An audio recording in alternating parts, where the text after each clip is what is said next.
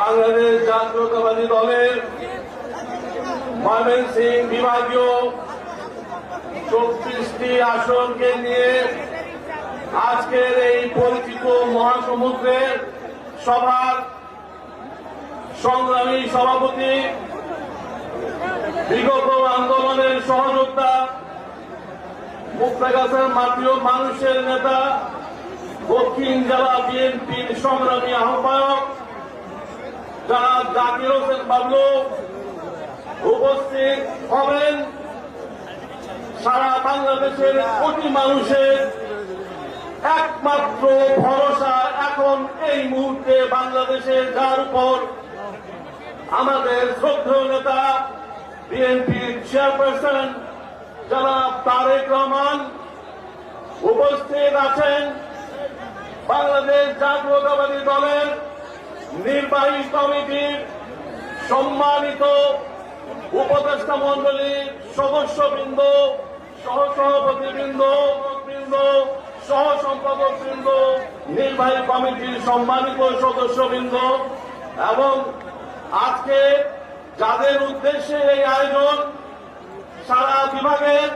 34টি আসনের আগামী দিনে মনোনীত প্রার্থী ধানের শীষের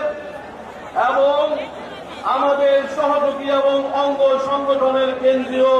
এবং আমাদের দলের তৃণমূল পর্যায়ের সকল স্তরের ভাই ও বোনেরা, সবাইকে সালাম,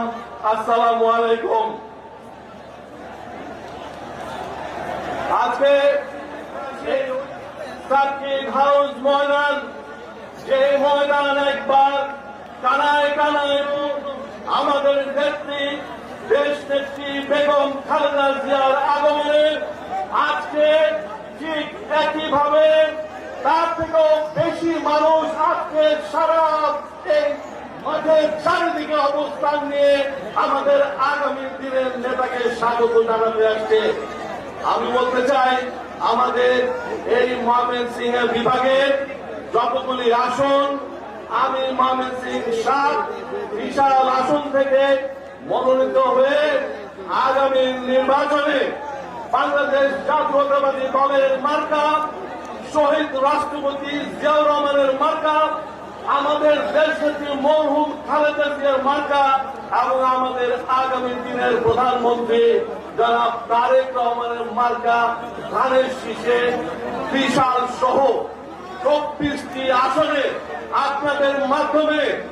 এবং এই মিডিয়ার মাধ্যমে সারা জাতিকে